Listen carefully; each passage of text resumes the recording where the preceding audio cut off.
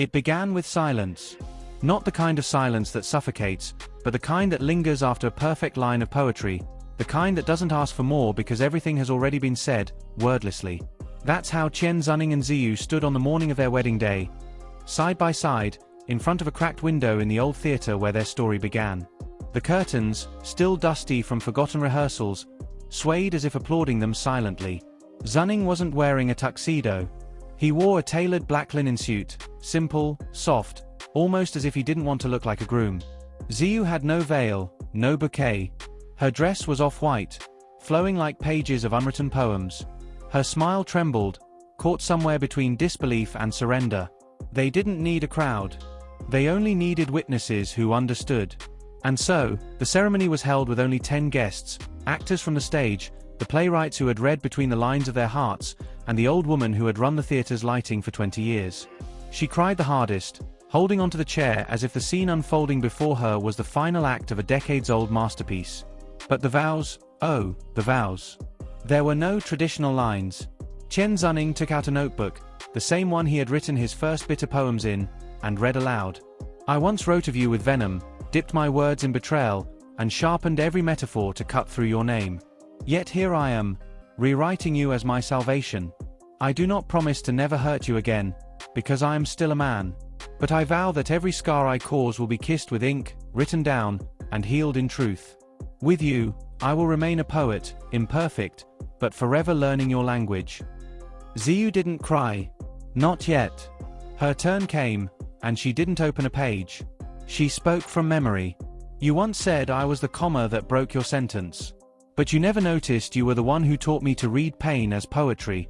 Today, I choose to be your period, not to end, but to begin anew. I promise to argue with you using words worth remembering. I vow to never stop reading you, even when your pages are dark, even when the ink smudges. And when you forget yourself, I'll remind you who you are, my favorite book.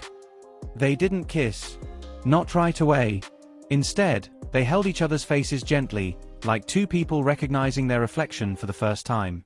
The theater lights dimmed slowly, not by cue, but as if the world knew this moment needed its own curtain call. Outside, the world didn't know. No viral post, no press release, no screaming fans. Just the quiet rumor, Tian Xuning and Ziyu got married, in the same theater where he once wrote a tragedy about her. But that was only the beginning. The next months became a slow-burning epilogue of everything they had endured. Marriage wasn't a resolution for them, it was a new conflict, filled with delicate friction between two artists, two thinkers, two lovers who had once tried to destroy each other through beauty. Their house was filled with books, unfinished manuscripts, and silent arguments written on sticky notes. Some mornings, Xuning would find Ziyu's coffee cup with a paper folded underneath. It wouldn't say good morning, but something like, you were cruel last night. But I understood. And when Ziyu would feel abandoned during one of Xunning's creative storms, she'd leave him a line written in lipstick on the bathroom mirror, come back when the storm calms. I miss your silence. They didn't live like most couples. They never posted pictures. They never celebrated anniversaries. Instead, they had rituals.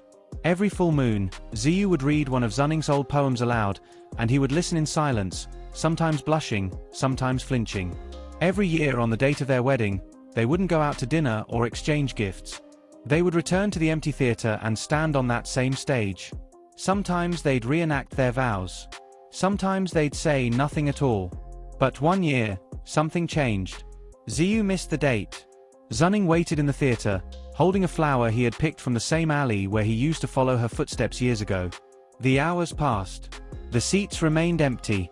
For the first time in years, the silence hurt again. She arrived at midnight, breathless, holding a small box. Inside it was a pregnancy test.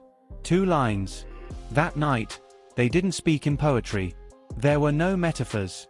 Just tears, laughter, trembling hands, and a new kind of silence, one they had never known before.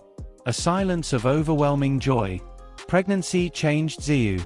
She became softer, less guarded. She stopped writing sad poems and started painting again. She painted their future child's nursery like a night sky full of hidden sonnets. Every star had a word. Every constellation was a poem they hadn't yet lived. Xuning began writing again, but now, his metaphors were gentle. He no longer wrote about betrayal, but about softness, breath, warmth, skin, cradle, heartbeat. When their daughter was born, they named her Yu, a symbol of their rebirth under the moonlight. Yu grew up surrounded by literature. Her first words were lines from Ziyu's lullaby. Her toys were handmade storybooks. Every birthday, instead of toys, she received a new poem written by her parents together, each one a continuation of their life as a family. But not everything was always beautiful. Fights still happened. Sometimes, Ziyu would retreat into silence again, lost in her own thoughts. Xuning would overthink, isolating himself in his studio. But they always found each other back through writing. Once, after a bitter week of silence, Ziyu left a letter on Xuning's pillow. "Even when I hate you, I miss you in the same breath. You are the line I cannot erase, no matter how dark the ink becomes." He replied with a sticky note on the refrigerator. "Hate me, but don't stop writing to me. That's how I know you still love me." Their daughter once asked, "Why do you always leave poems for each other instead of just talking?" Ziyu smiled and answered, "Because sometimes, love is louder when it's written."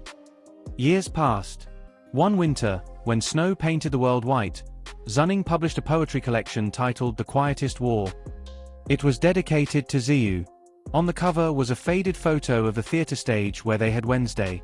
At the book launch, Ziyu read one of the poems aloud. "We began as fire. We burned. We smoked. But somehow, we became warmth." The audience wept. But Ziyu didn't. She only looked at Xuning from across the room, mouthing the same words they had lived, year after year. "I do." Their marriage was never about perfection. It was about choosing again and again, through pages, poems, pain, and peace. A commitment not just made in front of witnesses, but remade every day in silence, in stanzas, in scribbled notes, and kisses on the forehead after long arguments. Their story became a legend in literary circles. The couple who used to write revenge became the couple who wrote rebirth. And even when their hair turned silver and their child had left home, they still returned to the theater every year. Not to act. Not to vow. But to simply sit. In that silence, between the empty rows and forgotten props, they'd smile, knowing that the most powerful stories are the ones never shouted, only whispered in ink, sealed with tears, and lived in full. Because sometimes, the most eternal poems are written together.